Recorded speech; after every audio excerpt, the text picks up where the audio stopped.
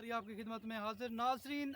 आज मैं आपको एक ऐसे कुएं की सैर करवा रहा हूं जो तकरीबन 300 साल पुराना है। और ये कदीम कुआं किस पर्पज़ के लिए इस्तेमाल होता था और इसका मकसद क्या था ये भी आपको बताएंगे।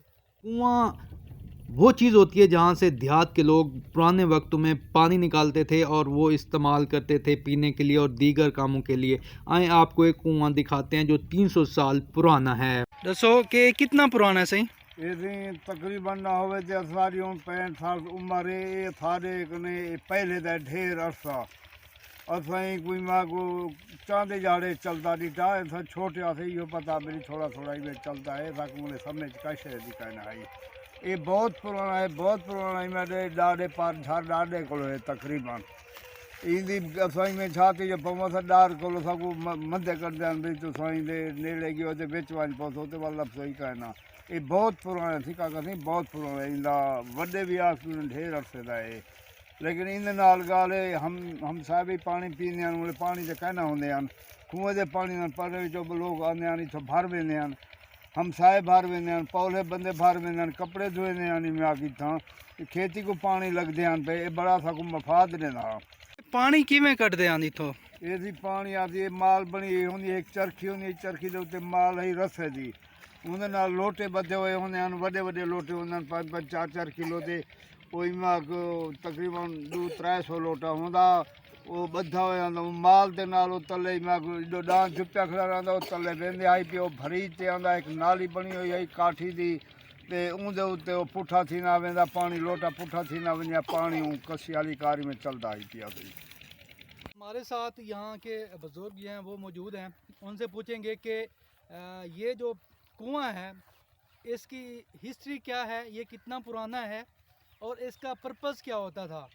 अस्सलाम वालेकुम जी। ये दसो कि ये जड़ा कुआं है ये कितनी पुराना है तो इनका मकसद क्या है? यूं वाले ये 200-250 साल पहले दा है।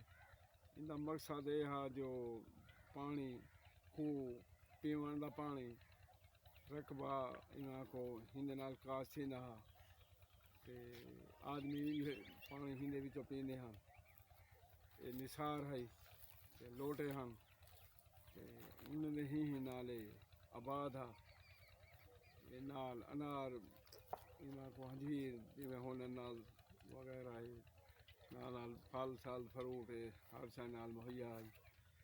अच्छा तुसें तुहाडा मकसद है कि जितनी भी फल फ्रूट सब्जियां इत्थे नाल नाल उगदियां हन इथों पानी मतलब वेंदा है। ये भरेंदे किवें हन? तरीका क्या है? तरीका इना ये है जो निसार है लोटे हन तलो पानी भाराने बहर पानी विचींदा हा उंदे विचों वाला इना को कसी आई उंदे पानी वेंदा ते पीचदे।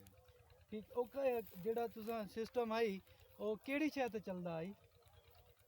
ओ हूं निसार दही ते चलदा है जोड़ा फिरदा है जोड़े दही नाल इना गुलू मतलब दान बैल जिसे दही कहते हैं। या बैल दही नाल वो फिरे ना खड़े ते ओ तलो पानी लोटे भरीत के बहरा में ना वो निसार च वन्या पानी तो पानी वाल बहर कसी च वन्या ते वाल बहर ओ निसार केड़ी शय नाल बणिया होया हुंदा है? ओ खजी ते ज्यादातर होने हैं खजी दा ये लंबा ये बणिया होया तो उंदे ही नाल निसार भाई सरकार मिस्त्री को टाइम दे रहने वो जानदे भी हन यही नाल बनी।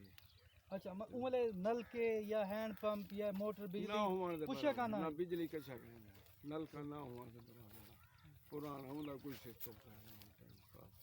अच्छा ये पानी मतलब आंदा उसी फिल्टर दा भी काना थिया होंदा उसी खराब भी होंदा उसी पानी ते बाद बीमारियां शिमारियां थींदे उस पानी साफ आंदा है तो पानी पीवन दा मुहैया भी पानी उहो थींदा खराब भी आए बिल्कुल। अच्छा ये पूरी बस्ती वाले हुंदे नाल पानी भरेंदे उनके नाल भरे ना कोई बह भी भर में ने ये टोटल बस्ती दा सवाल।